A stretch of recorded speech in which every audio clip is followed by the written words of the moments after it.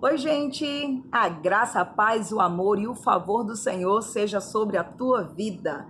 Eu estou muito feliz em hoje estar aqui com a Igreja Batista Nacional Nova Canaã, com a União Feminina, nesse momento tão diferenciado onde a história humana vem atravessando. Eu estou aqui a convite de vocês, o que muito me honra. E para quem ainda não me conhece, eu me chamo Eucilene Carvalho e hoje, nessa noite, eu vim trazer aqui uma reflexão para você daquilo que o Senhor tem ministrado tanto ao meu coração. Diante desse cenário de crise mundial e trazendo os olhos para o nosso país, uma crise nacional, eu aprendi tanto com o profeta Isaías e eu quero que você venha junto comigo para você refletir também.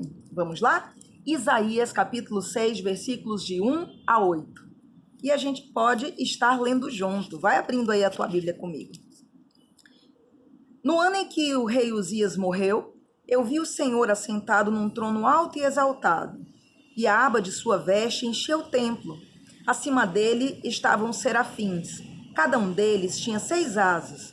Com 2 cobriam o rosto, com 2 cobriam os pés, e com 2 voavam, e proclamavam uns aos outros, dizendo: Santo, Santo, Santo é o Senhor dos exércitos. A terra inteira está cheia da sua glória.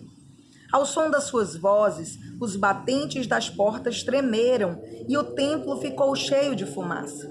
Então gritei: Ai de mim, estou perdido, pois sou um homem que tem lábios impuros e vivo no meio de um povo de lábios impuros. Os meus olhos viram o Rei, o Senhor dos exércitos. Logo, um dos serafins voou até mim, trazendo uma brasa viva que havia tirado do altar com uma tenaz. Com ela, tocou a minha boca e disse: Veja, isto tocou os seus lábios, por isso a sua culpa será removida e o seu pecado será perdoado. Então ouvi a voz do Senhor conclamando: Quem enviarei? Quem irá por nós? E eu respondi: Eis-me aqui, envia-me. Glória a Deus.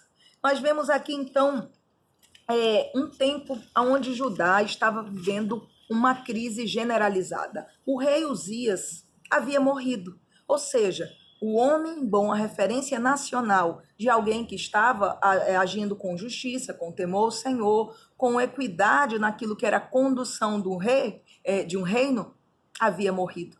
Com sua morte, outras pessoas corruptas tomaram o poder. E a partir dessa corrupção, começou uma defraudação naquele lugar. Uma defraudação política, uma defraudação econômica, porque começaram, se você ler ali no capítulo 1 e 2, começaram a criar leis injustas, beneficiando uma pequena parte, trazendo uma exaustão a uma parcela muito maior, que precisava trabalhar muito mais, se colocar debaixo de julgo.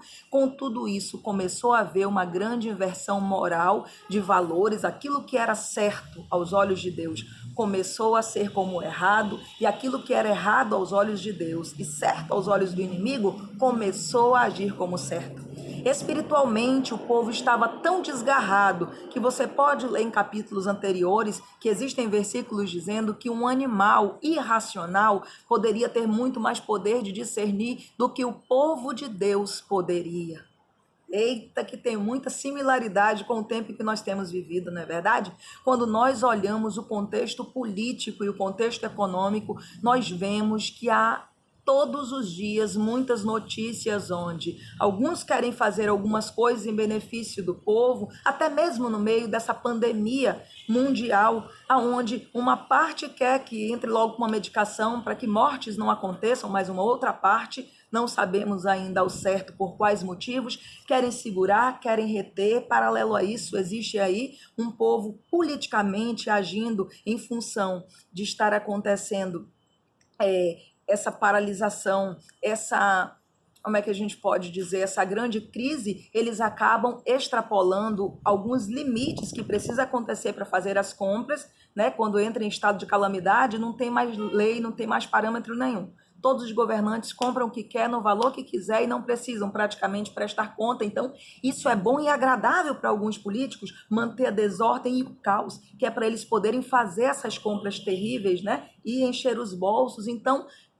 lá em Judá também estava assim. as coisas avançando de um modo desordenado. Moralmente, muitas coisas, por conta dessas leis, estavam sendo invertidas, igual como também tem acontecido aqui no Brasil, onde muito recentemente nós vimos pessoas em cima de palcos gritando, dizendo que Jesus era bicha, Jesus era travesti, e ai daqueles que se levantavam para dizer isso é uma desonra ao cristianismo, diziam, não, estão falando isso de nós porque nós somos minoria, vocês estão então com algum tipo de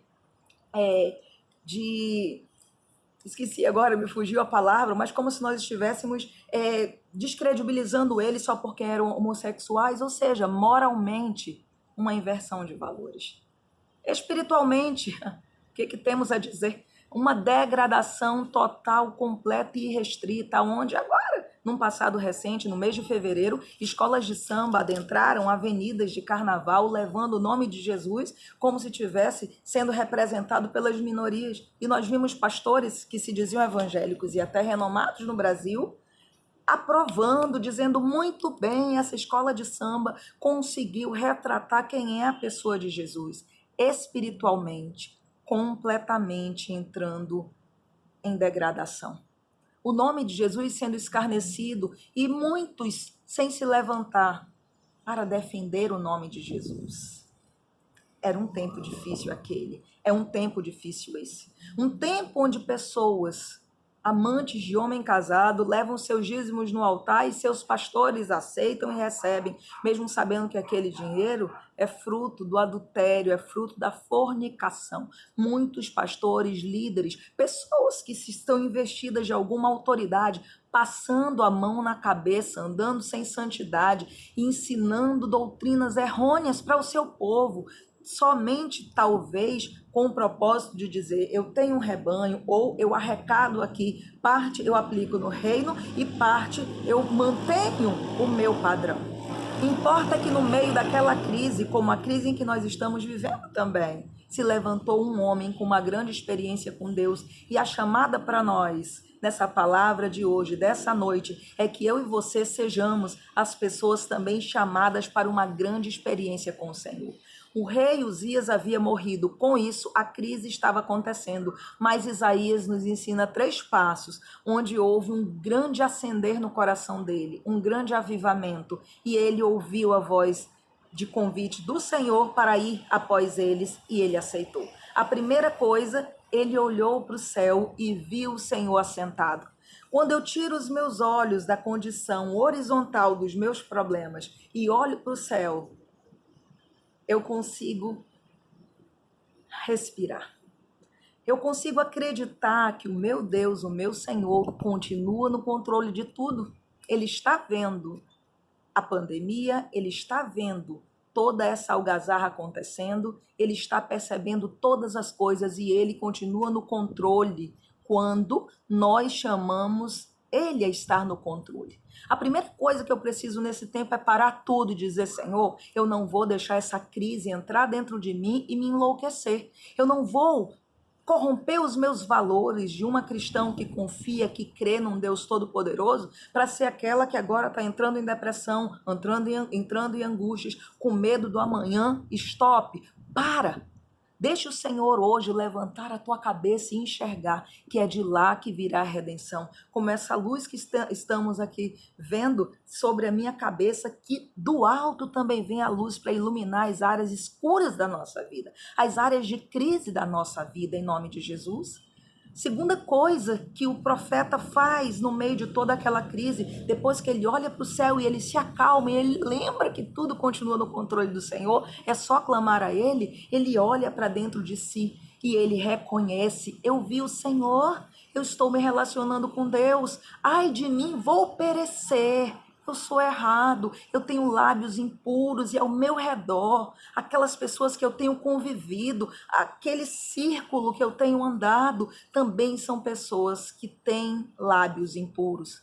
Segunda coisa que eu faço para viver um avivamento genuíno é exatamente deixar o Senhor clarear o meu coração, reconhecer os meus pecados. me arrepender dos meus maus caminhos. Não adianta eu reconhecer que eu habito no meio de um povo de impuros lábios, botar a culpa no pastor. Eu não estou bem dentro de casa porque o meu marido é ruim. Eu não estou melhor em casa porque os meus filhos não me obedecem. Essa quarentena está um inferno. E começar a botar a culpa em todo mundo, nos políticos, na igreja, nos amigos, em todo mundo, quando eu não reconheço primeiro que eu não estou exercendo o fruto do Espírito Santo.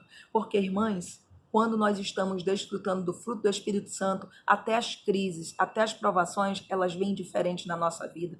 Então, para tudo hoje e busca um secreto com o Senhor. Diga, Senhor, eu me arrependo de ter deixado toda essa crise entrar no meu coração, me enlouquecer. Eu me arrependo de ter aberto, talvez, quem sabe, até a boca, ou aberto o pensamento, nem falar. Mas, Senhor, onde é que tu estás? Está morrendo muita gente. Olha aí, Senhor, eu entrego o meu dízimo, a minha oferta, e por que que fulano na minha casa está doente? Eu vejo pessoas aí que nem te servem, está tudo bem com elas, e por que que comigo não está? Para. Entrega o teu coração diante do Senhor hoje. Entrega a tua vida, entrega a tua história. Diz, Senhor, eu quero ter uma experiência profunda contigo. Não importa se ninguém se consertou, eu quero ter um conserto contigo. Eu quero ser a Bíblia que muitos não conseguem ler. Eu não quero mais estar obrigando os meus filhos a irem para a igreja a ler a Bíblia. Eu não quero mais estar forçando o meu marido a ter um relacionamento contigo. Eu quero que eles olhem para mim e eles enxerguem mudança, transformação. E como é maravilhoso ser avivado, mesmo num tempo onde tudo parece perdido, onde parece que nada mais vai avançar, nada mais vai progredir. Em terceiro lugar, quando ele olhou para dentro de si e reconheceu suas falhas, o terceiro ponto foi ouvir, ver, perceber o que diziam de Deus. Santo, santo, santo é o Senhor dos exércitos. A santidade, irmãs, do Senhor precisa reinar na nossa nação, precisa reinar na nossa cidade, a começar da nossa casa, a começar das nossas vidas. Santo 3 vezes. O primeiro santo é como se estivesse reconhecendo que Deus é santo.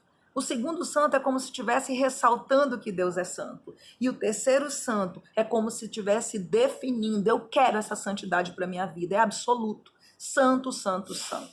Nós estávamos caminhando numa sociedade sem santidade. Muitas igrejas, muitas comunidades, muitas organizações religiosas com coisas terríveis sendo vividas. Aí em Manaus mesmo, no mês passado, teve um dilúvio de surpresa, onde trouxe à luz um pastor que tinha saído num domingo à noite para fazer alguma atividade da igreja e acabou indo para um motel com a líder de louvor. E só foi descoberto e lançado à luz porque ele ficou preso dentro do motel. Espere. Muitos escândalos vão acontecer nesse tempo, porque o julgamento do Senhor vai começar pelos seus. É tempo de santidade. É tempo onde eu e você precisamos saber que aquilo que nós fazemos no secreto, aquilo que nós pensamos, aquilo que nós escolhemos para a nossa vida, quando não é definida pela santidade do Senhor, o juízo está começando. Então, se nós voltarmos o nosso coração para o Deus Todo-Poderoso, Ele é fiel para perdoar os pecados e nos purificar de toda a injustiça. E foi exatamente isso que o Senhor disse para o profeta Isaías. Ele disse que ele trouxe, olha, logo um dos serafins voou até mim, trazendo uma brasa viva que tinha tirado do altar. Ele reconheceu o pecado, veio uma brasa do Senhor, um fogo diferente na boca dele para queimar o pecado. Vai vir fogo do céu para o teu coração, para incendiar o teu coração. Quando eu e você confessamos os nossos pecados e nos arrependemos dos maus caminhos e abandonamos, nós alcançamos misericórdia e o Senhor aviva o nosso coração e os nossos lábios. E ele diz, veja, isso tocou os seus lábios, a sua culpa será removida e o pecado perdoado. Você vai ver coisas tremendas mudando na tua casa, na tua família, na tua história, na nossa nação. Quando a gente se colocar verdadeiramente diante de Deus, dizendo, sou eu, Pai, a pessoa que precisa mudar, que precisa ter o temperamento transformado, que precisa ter o fruto do Espírito Santo aplicado na própria vida, em nome de Jesus. E depois desse avivamento de Isaías, depois dessa experiência tremenda, ele teve condição de ainda permanecendo na mesma nação. Não tinha mudado nada do lado de fora, mas mudou dentro dele. Ele ouviu o Senhor chamando, quem irá após nós? Ele não ficou mais limitado somente como a pessoa que estava vivendo no lugar onde o rei Uzias havia morrido, que foi como começou. Ele começou anunciando a tragédia, né? Reconhecendo a tragédia. O rei Uzias morreu. Com isso veio a degradação política, econômica, espiritual e também moral, mas ele termina esse trecho, essa passagem, ouvindo a voz de Deus e sendo enviado, dizendo: Eis-me aqui, pode me enviar. E esse é o convite que o Senhor faz para você nesse fechamento de palavra.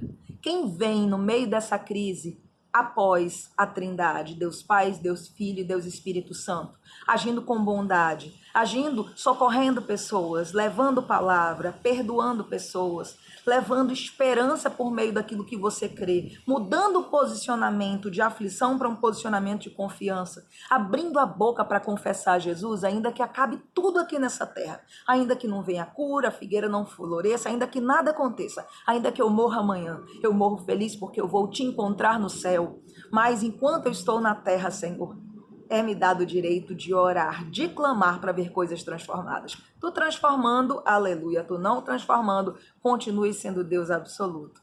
E eu continuo dizendo: eis-me aqui, envia-me a mim. Deus te abençoe, querida, que Ele possa te enviar a muitas outras mulheres, que você seja expressão do amor de Deus, expressão do socorro do Senhor a muitas famílias, a começar pela tua.